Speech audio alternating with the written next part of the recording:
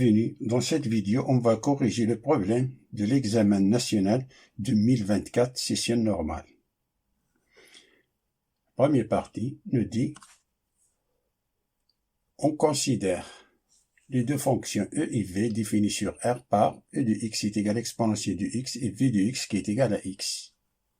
Question 1 nous dit de tracer dans un même repère orthonormé les courbes ci de e et ci de v des fonctions u et v.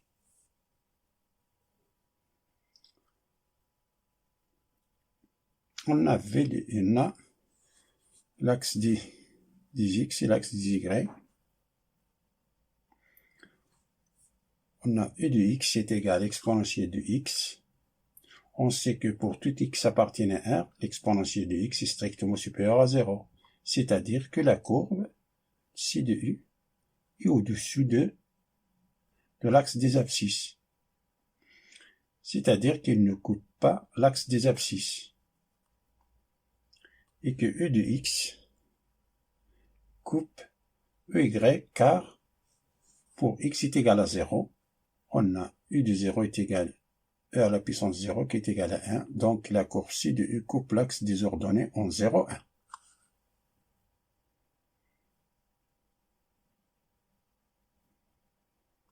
Et que la limite au moins l'infini, l'exponentielle de x est égal à 0, c'est-à-dire qu'on a une asymptote horizontale d'équation y est égal à 0 au voisinage de moins l'infini. Mais ici, on a asymptote horizontale. Et la limite en plus l'infini de l'exponentielle de x, c'est plus l'infini. Et la limite en plus de l'exponentielle de x sur x, ça c'est plus l'infini. C'est-à-dire que la courbe ci de u admet une branche parabolique de direction OY au voisinage de plus l'infini. Et que la dérivée de e' de x est égale à e de x qui est strictement supérieur à 0, ce qui implique que la fonction f est continue et strictement croissante. Alors, plus ou moins, ça c'est la graphique de la fonction exponentielle de x.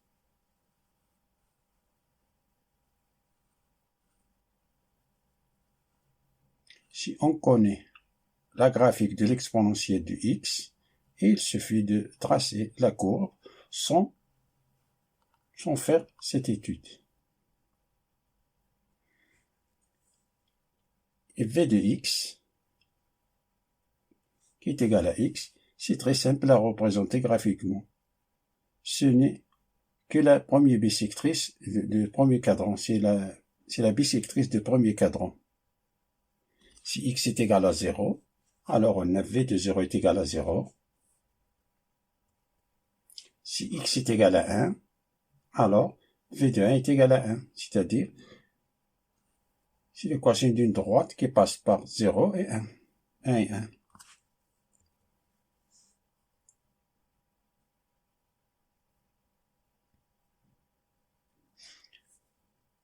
Passons à la deuxième question, qui nous dit justifier graphiquement que e de x moins x est strictement supérieur à 0 pour tout x de R.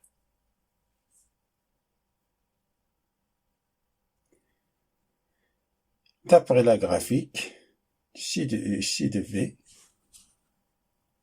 la graphique, on a la fonction c de u et au-dessous de c de v de l'intervalle moins l'infini plus l'infini.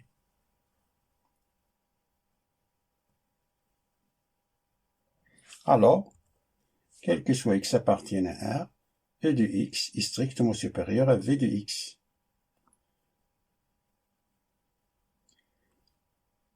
Strictement supérieur car il n'y a pas de point de contact entre les deux courbes.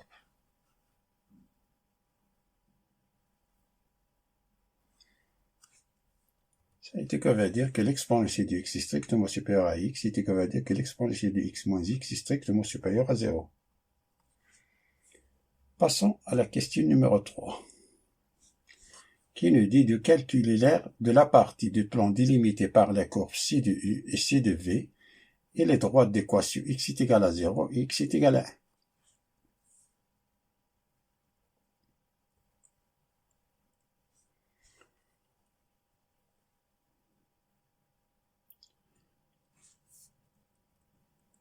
Ça c'est la courbe orthographique de la courbe ci de U. Ci de V nous demande de calculer l'aire de plan délimité par la courbe ci de U et ci de V et les droites d'équation x est égal à 0.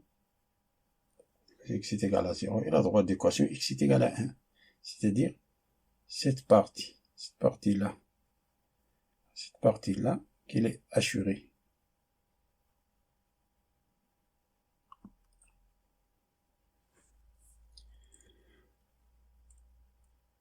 On note par grand A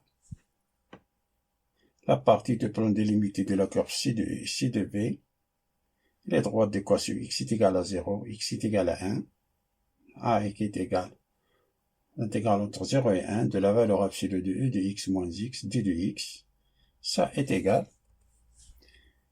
à l'intégrale entre 0 et 1 de e de x moins x d de x, car on a, d'après ce que précède, on a démontré que e de x moins x est strictement supérieur à 0.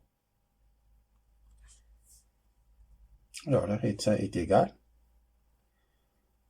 L'intégrale de l'exponentielle de x, c'est l'exponentielle de x, et l'intégrale de x, c'est 1 demi de x carré. Ça tout entre crochet entre 0 et 1, unité de l'aire qui est égale.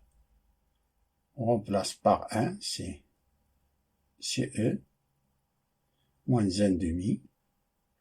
Lorsqu'on remplace x par 0, c'est moins 1, moins facteur de E à la puissance 0, c'est 1. Et ça, c'est 0, c'est-à-dire moins 1. Tout unité de l'aire.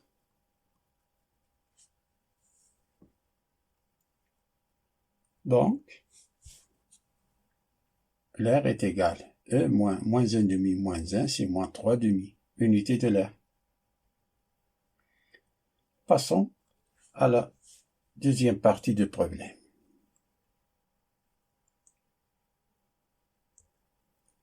Qui nous dit, on considère la fonction numérique f définie par f de x qui est égal à x plus 1 moins le logarithme népérien de l'exponentielle de x moins x.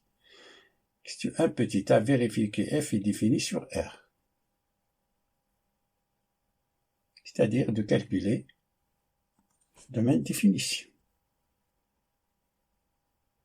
On a f de x qui est égal à x plus 1 moins le logarithme népérien de l'exponentielle de x moins x.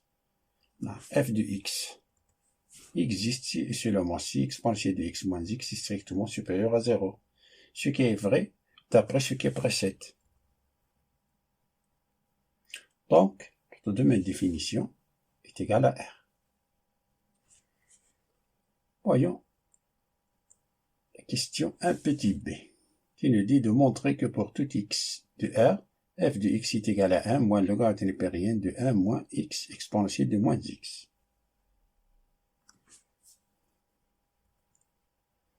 On rappelle que a à la puissance b fois a à la puissance c est égal à a à la puissance b plus c, où a est différent de 0, et le logarithme népérien de e à la puissance b, c'est b.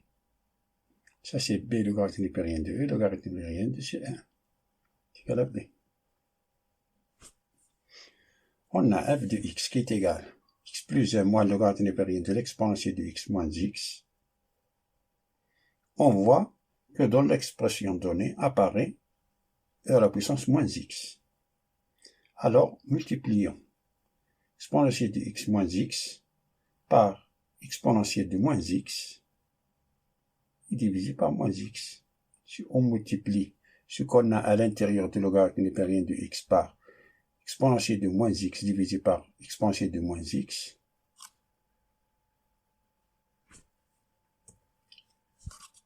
x plus 1 moins logarithme népérien exponentielle de x moins x, facteur de exponentielle de moins x divisé par exponentielle de moins x, ça c'est 1. On a fait ça pour faire apparaître cette expression-là, exponentielle de moins x. Ça est égal à x plus 1 moins logarithme népérien de exponentielle de moins x, facteur de exponentielle de x moins x sur exponentielle de moins x, c'est égal à x plus 1 moins logarithme népérien de exponentielle de moins x fois exponentielle de x c'est l'exponentielle de moins x plus x, c'est-à-dire l'exponentielle de 0. L'exponentielle de 0, c'est 1. Moins x, exponentielle de moins x. Ça est égal x plus 1 moins logarithme népérien de 1 moins exponentielle de x moins x moins logarithme népérien de exponentielle de moins x. On a appliqué la propriété de logarithme népérien de a divisé par b, c'est logarithme népérien de a moins logarithme népérien de b. Ça est égal à x plus 1 moins logarithme népérien de 1 moins x exponentielle de x. Ça, c'est moins x moins logarithme népérien de exponentielle de moins x. Ça, c'est moins x. Moins x, c'est plus x. Fois ce moins-là, ne pas oublier ce moins-là, c'est-à-dire on a moins x, qui est égal à 1. X moins x, c'est 0. Alors on a c'est 1 moins logarithme népérien de 1 moins x exponentielle de moins x. C'est l'expression que nous cherchons. Passons à la question suivante. Question 1 petit c. Qui nous dit, en déduire que la limite en plus l'infini de f de x est égale à 1, pour interpréter géométriquement ce résultat.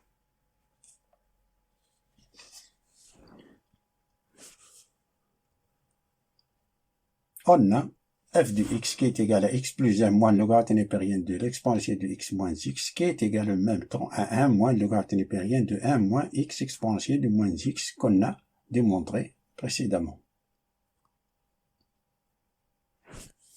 Alors, la limite au plus l'infini de f de x est égale à la limite au plus l'infini de 1 moins logarithme népérien de 1 moins x exponentielle de moins x, qui est égal à la limite au plus l'infini de 1 moins logarithme népérien de 1 moins x sur e de x. Alors la puissance moins x, c'est 1 sur exponentielle de x. Ça est égal à 1, car limite au plus l'infini de x exponentielle de x est égal à 0. Ça, c'est 0. Et logarithme népérien de 1, c'est 0. Alors, limite plus l'infini de 1, c'est 1.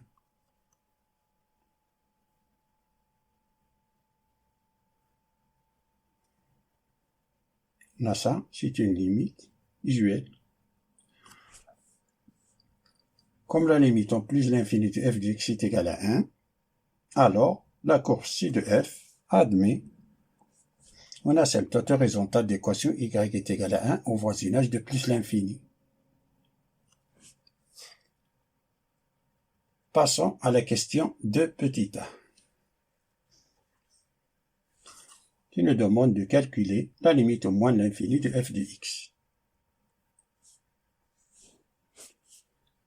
Mais la limite au moins l'infini de f de x est égale à la limite au moins l'infini de 1 moins logarithme népérien de 1 moins x exponentielle de moins x qui est égal à moins l'infini, car on a la limite au moins l'infini de moins x exponentielle de moins x, c'est la limite.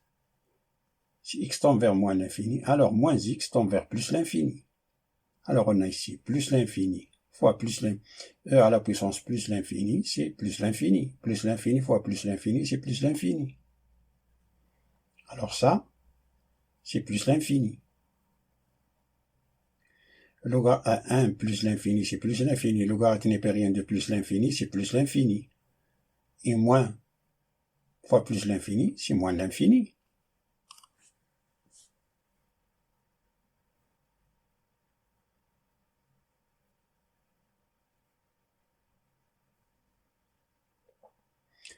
Passons à la question de petit b. De vérifier que pour tout x est inférieur à 0, f de x est égal à x plus 1 moins logarithme népérien de moins x moins logarithme népérien de 1 moins 1 sur x exponentielle de moins x. On a f de x qui est égal à x plus 1 moins logarithme népérien de l'exponentielle de x moins x. Et elle nous demande de vérifier que f de x est égal à x plus 1 moins logarithme népérien de moins x moins logarithme népérien de 1 moins 1 sur x exponentielle de moins x. On observe que x plus 1, se répètent dans les deux expressions de f de x. X plus 1, x plus 1. Donc, il suffit de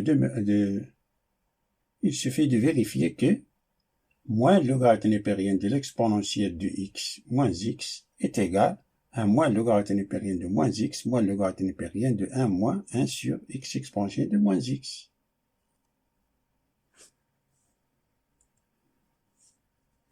Donc, il suffit de démontrer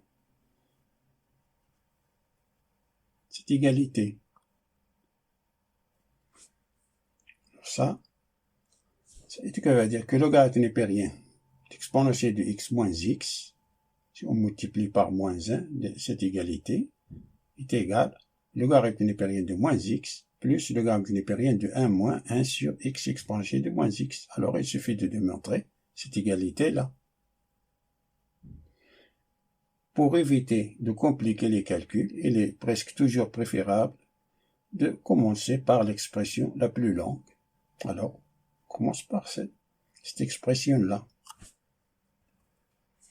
Logarithme népérien de moins x plus logarithme népérien de 1 moins 1 sur x exponentielle de moins x, ça est égal au logarithme népérien de 1 moins 1 sur exponentielle de moins x fois moins x. Ça est égal à logarithme népérien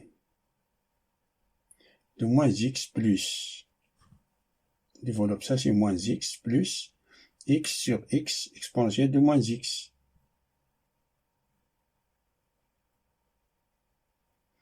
Simplifie les x.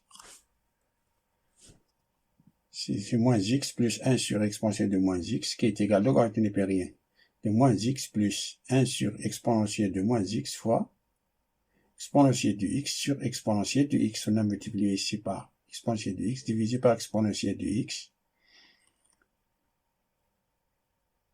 pour faire apparaître, je terminerai exponentielle de x qui est égal au logarithme népérien de moins x plus ça fois ça, exponentielle de moins x fois exponentielle de x, c'est exponentielle de moins x plus x, c'est exponentielle de 0, c'est 1. Et ça, exponentielle de x fois 1, c'est exponentielle de x. C'est-à-dire, est égal au logarithme népérien de moins x plus exponentielle de x, qui est égal au logarithme népérien de l'exponentielle de x moins x.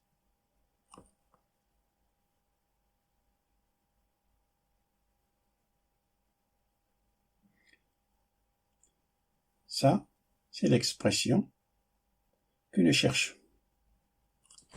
Donc, pour tout x strictement inférieur à 0, f de x qui est égal à x plus 1 moins le logarithme népérien de moins x moins le logarithme népérien de 1 moins 1 sur x exponentielle de moins x, pour tout x strictement inférieur à 0, f de x est égal à tout ceci. Passons à la question 2 petit c. De calculer la limite au moins l'infini de f de x sur x, puis déduire que si de f admet une branche parabolique de direction à droite d'équation y est égale à x au voisinage de moins l'infini.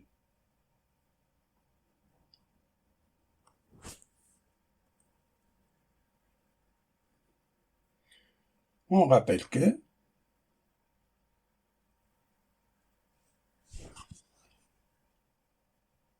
qu'on a la limite. Quand x tend vers a de f de x est égal plus ou moins l'infini, alors on a x est égal à 1 est une asymptote verticale. Si la limite au plus ou moins l'infini de f de x est égal à a qui appartient à R, c'est-à-dire qu'il est fini, elle implique que y est égal à 1 est une asymptote horizontale. Si la limite au plus ou moins l'infini de f de x est égale à plus ou moins l'infini, ça veut dire qu'il n'y a pas d'asymptote horizontale au voisinage de plus ou moins l'infini. Alors voyons s'il existe l'asymptote oblique qui est de la forme y est égal à m de x plus n. Avec m, c'est la limite au plus ou moins l'infini de f de x sur x, et n, c'est la limite au plus ou moins l'infini de f de x moins m, ce m là, m de x. M est égal à la limite au plus ou moins l'infini de f de x sur x. Si est égal à 0, alors la courbe a une branche parabolique de direction OX. S'il est égal à plus ou moins l'infini, alors la courbe a une branche parabolique de direction OY. S'il est fini et différent de 0, il va falloir trouver la valeur de n. n qui est égal à la limite plus ou moins l'infini de f de x moins m de x, qui est égal à plus ou moins l'infini, alors la courbe a une branche parabolique de direction y est égal à m de x.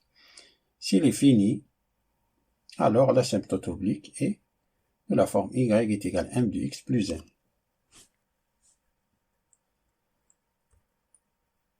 Alors la limite, au moins l'infini de f de x sur x, c'est la limite au moins l'infini. On remplace f de x par son expression qu'on a calculée déjà, moins l'infini, c'est-à-dire x est strictement inférieur à 0.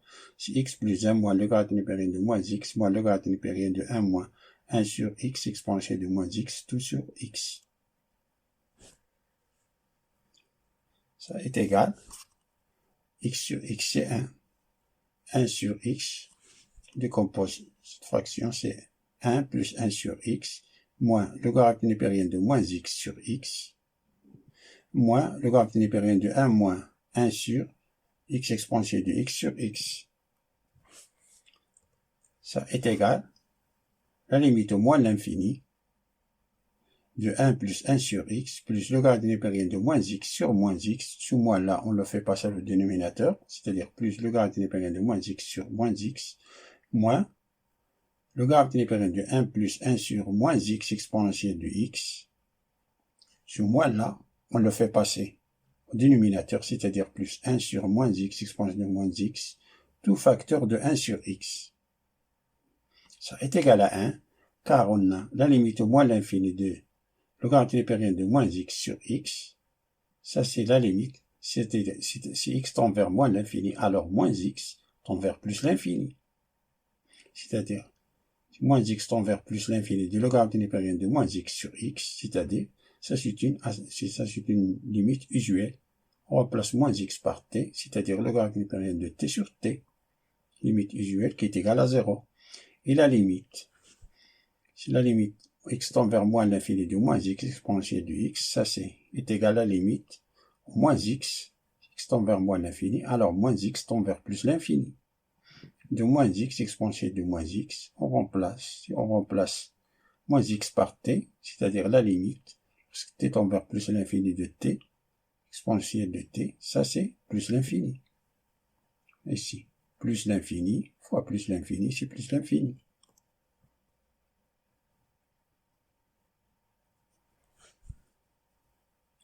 Ça c'est 0.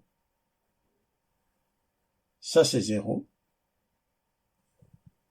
Ça c'est 0.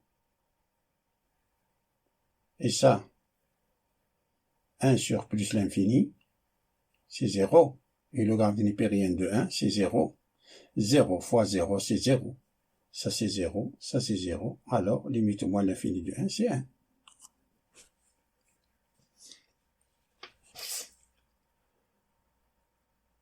Et la limite au moins l'infini de f de x moins x, comme on a trouvé la valeur de m est égale à 1, alors on va calculer la valeur de n. La valeur de n, c'est la limite au moins l'infini de f de x moins m de x, c'est-à-dire on a ici 1, ce 1 là et là. f de x moins m de x, c'est-à-dire moins x. Limite au moins l'infini de x plus 1, moins le grade népérien de moins x, moins le grade népérien de 1, moins 1 sur x, exponentielle de moins x, Les x moins x, ça nous donne 0. Ça est égal à la limite au moins l'infini de 1 moins le grade népérien de moins x, moins le grade népérien de 1 plus 1 sur moins x exponentielle de moins x. Ça est égal à moins l'infini, car ça c'est la limite, plus l'infini, moins fois plus l'infini, c'est moins l'infini. Ça, 1 sur plus l'infini, ça c'est plus l'infini. 1 sur plus l'infini, c'est 0. Le grade népérien de 1, c'est 0. Alors ça nous donne plus l'infini, moins 1 fois plus l'infini, c'est moins l'infini plus 1, c'est moins l'infini. Donc, la courbe de f admet une branche parabolique de de direction la droite d'équation y est égal à x au voisinage de moins l'infini.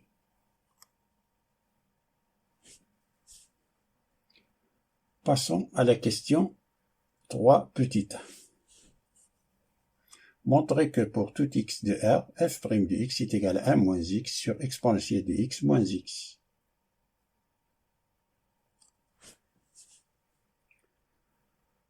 On rappelle que la dérivée de logarithme népérienne de f de x, c'est 1 sur f de x fois f' de x. Et la dérivée de l'exponentielle du f de x, c'est exponentielle du f de x fois f' de x. On a f de x qui est égal à x plus 1 moins logarithme népérien de l'exponentielle de x moins x.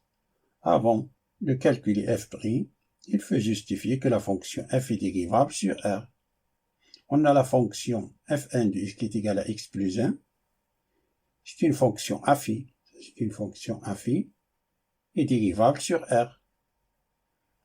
Et la fonction f2, c'est-à-dire de moins le logarithme népérien de l'exponentielle de x moins x, c'est une fonction logarithmique et dérivable sur R, car on a exponentielle de x moins x est strictement supérieur à 0, d'après ce qui précède. Alors, on a la fonction f de x qui est égale à cette fonction-là, plus cette fonction-là. C'est la somme de deux fonctions qui sont dérivables sur R. Alors, la fonction f est dérivable sur R. Par suite, on a f' de x est égal à la dérivée de x plus 1 moins la dérivée du logarithme népérien de l'exponentielle de x moins x. Ça est égal à la dérivée de x plus 1, c'est 1, moins la dérivée de ça, c'est 1 sur f de x. On applique cette formule-là. C'est 1 sur exponentielle de x moins x, fois la dérivée de l'exponentielle de x moins x. C'est égal à 1 moins 1 sur exponentielle de x moins x, fois la dérivée de l'exponentielle de x, c'est l'exponentielle de x, et la dérivée de x, c'est 1. Ça est égal à 1 moins exponentielle de x moins 1 sur exponentielle de x moins x, qui est égal, l'enveloppe, ça c'est exponentielle de x moins x, moins exponentielle de x plus 1 sur exponentielle de x moins x, qui est égal, ça c'est exponentielle de x moins exponentielle de x, c'est 0. On a 1 moins x sur exponentielle de x moins x. C'est l'expression que nous cherchons. Donc, f' de x est égal à 1 moins x sur exponentielle de x moins x pour tout x appartiennent à R. Voyons la question 3 petit b, qui nous dit étudier le signe de la fonction dérivée de f, puis déduire le tableau de variation de f sur R.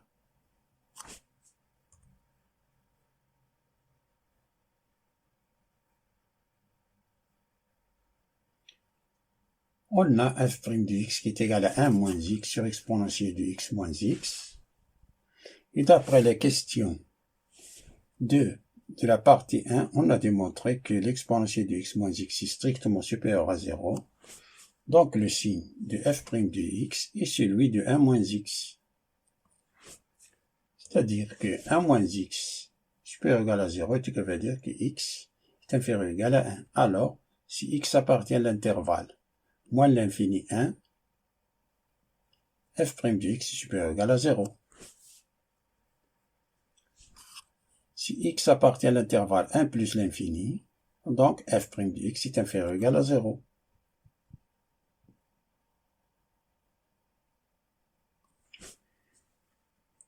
On a encore que la limite en plus l'infini de f de x qu'on a déjà calculé est égal à 1, et la limite au moins l'infini de f de x est égal à moins l'infini, et f de 1, on a ici 1.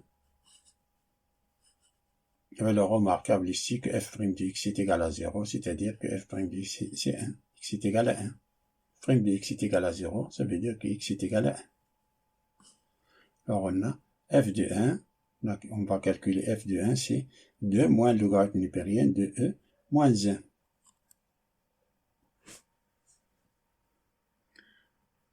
Notre tableau de variation est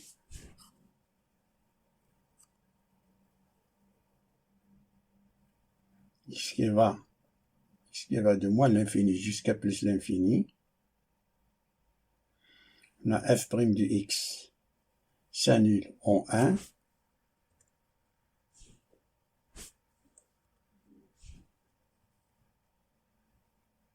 Il est positif, f' de x est positif lorsque x appartient à l'intervalle moins l'infini 1, et négatif lorsque x appartient à l'intervalle 1 plus l'infini.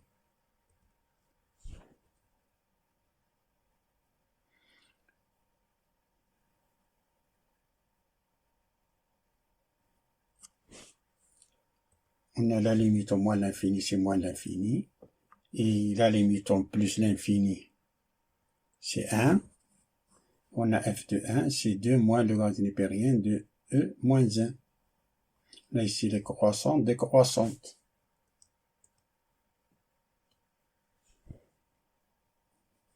D'après le tableau de variation, on peut déduire que le point 1 et 2 moins le logarithme népérien de e moins 1, c'est le maximum. Le maximum absolu. Ce qui implique qu'on a en tangente horizontale d'équation y est égal à 2 moins le logarithme népérien de e moins 1. Passons à la question 3 petit c. De montrer que l'équation f de x est égale à 0 admet une solution unique dans l'intervalle moins 1, 0. Pour cela, on va appliquer le théorème de Bolzano, qui nous dit la fonction f est continue sur un intervalle a, b, et on a f de a fois f de b strictement inférieur à 0, alors il existe au moins un point C appartenant à l'intervalle ouvert a et b tel que f de c est égal à 0. On a f de x est égal à x plus 1 moins le logarithme népérien de l'exponentielle de x moins x. Et d'après la question 3 petit a, on a démontré que f est dérivable sur R. Ce qui implique que la fonction f de x est continue sur R, en particulier f de x est continue sur l'intervalle moins 1, 0. On a f de moins 1, c'est moins 1 plus 1, on remplace ici x par moins 1, moins le logarithme népérien de e à la puissance moins 1 plus 1 qui est égal, ça c'est 0, c'est égal à moins le logarithme népérien de e à la puissance moins 1 plus 1.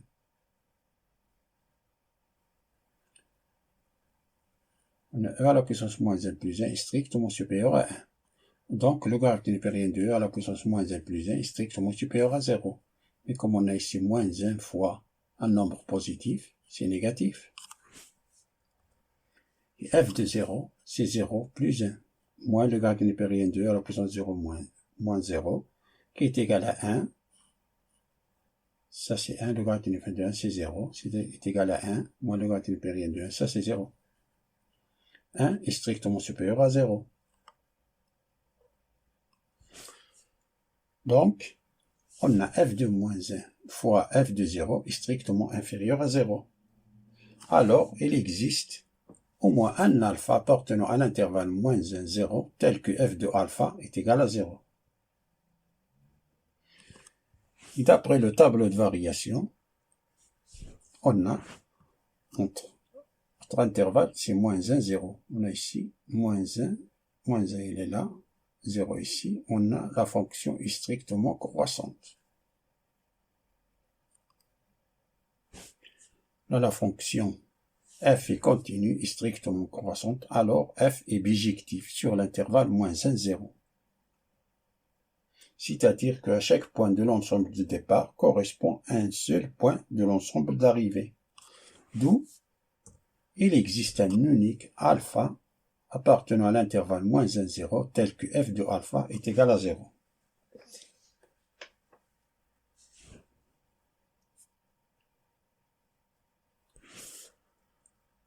Passons à la question 4, qui nous dit la courbe ci de f séquente et la représentation graphique de f dans un repère orthonormé. Petit a, justifie graphiquement que l'équation f de x est égale à x admet deux solutions, alpha et bêta.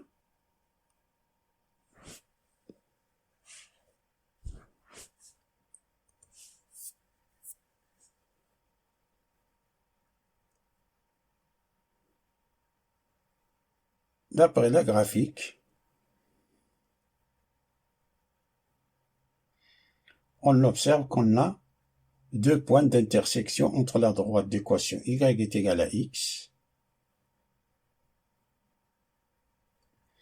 et la courbe C de f. Y est égal à x et la courbe, on a deux points d'intersection. Les deux points ont pour abscisse alpha et bêta.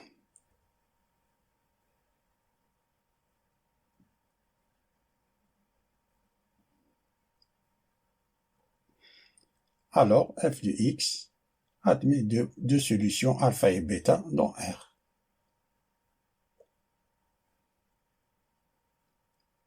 Passons à la question 4 petit b, qui nous dit montrer que e à la puissance alpha moins e à la puissance bêta est égal à alpha moins bêta.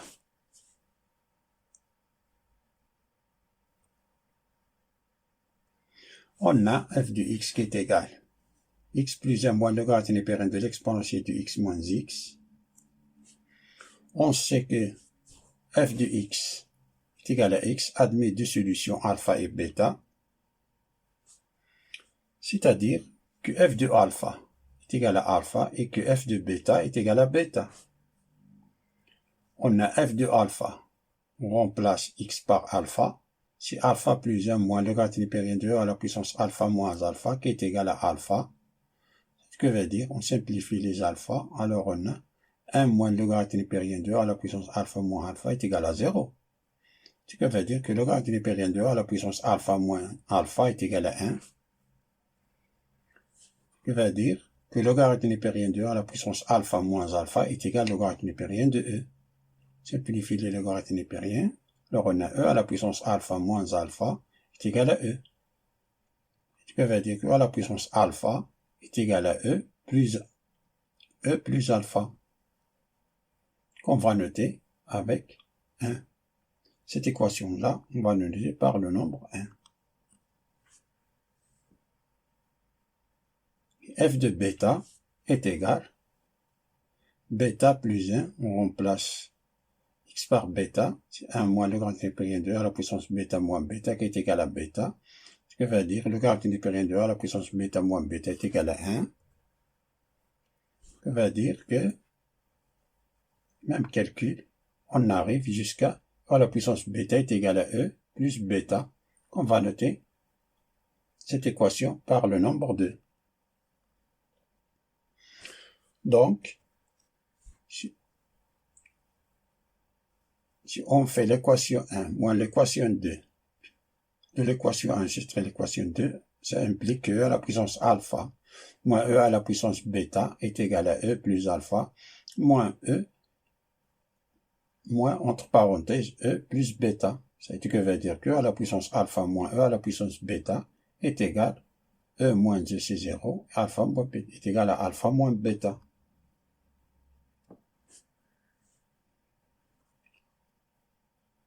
C'est ça ce que nous cherchons. Passons à la question numéro 5. Il dit soit j'ai la restriction de la fonction f sur l'intervalle moins l'infini 1. Question petit a, montrer que g admet une fonction réciproque g moins 1 définie sur l'intervalle g que l'on déterminera. Il n'est pas demandé de déterminer g moins 1 de x.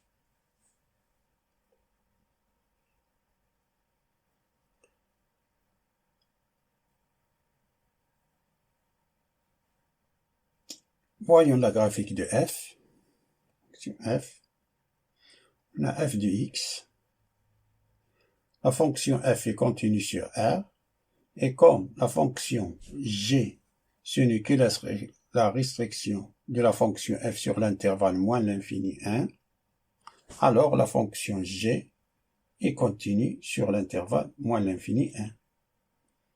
G est strictement croissante de moins l'infini 1, c'est-à-dire on est de moins l'infini jusqu'à 1, jusqu'à ici.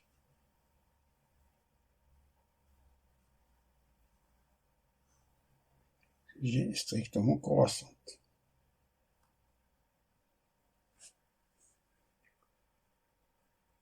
Fonction g est continue strictement croissante, alors g est bijective sur l'intervalle moins l'infini 1.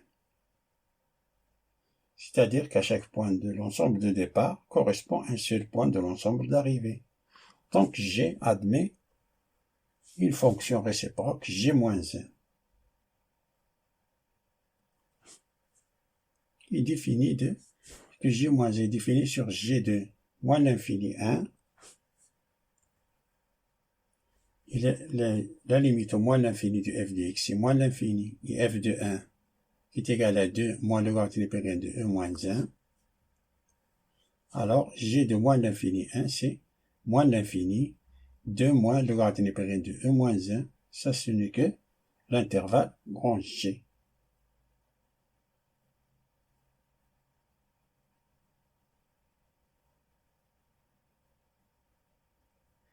Comme la fonction est croissante, il faut regarder le même ordre.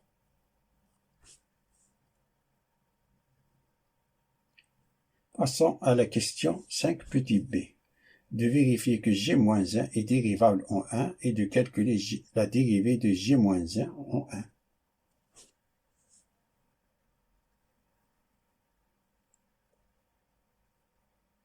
On rappelle que la dérivée de fonction réciproque f-1 de x, c'est 1 sur f' rang f-1 de x.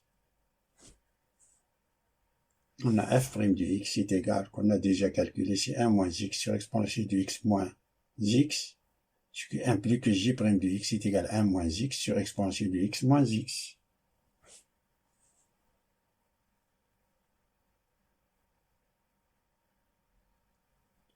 On a la dérivée de g-1 de x, c'est 1 sur g' rang g-1 de x, qui est égal à 1, g' facteur de g-1 de x.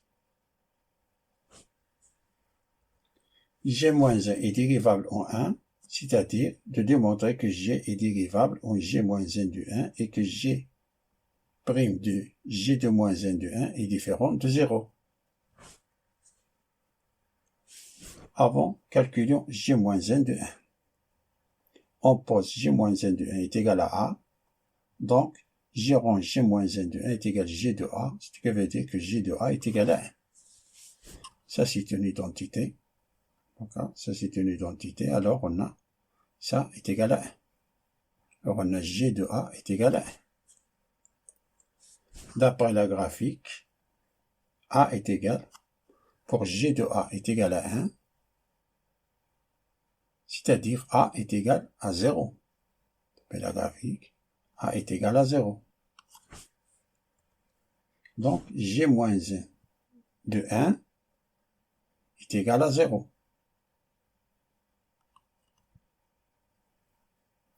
Que a est égal à 0, alors g-1 de 1 est égal à 0. On sait que la fonction f est dérivable sur R, alors g est dérivable sur moins l'infini 1. Et comme 0 appartient à l'intervalle moins l'infini 1, donc g est dérivable en g-1 de 1 qui est égal à 0.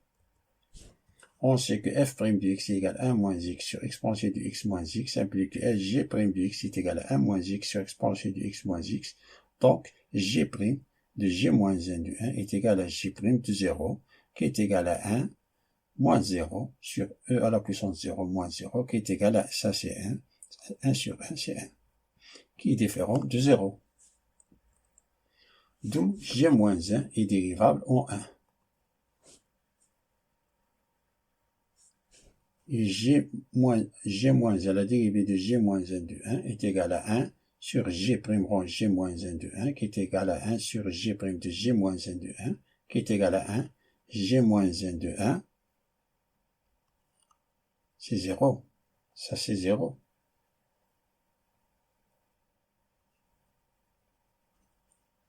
C'est égal à 1 sur J' de 0. Et J' de 0, c'est 1. Qui est égal à 1 sur 1, qui est égal à 1.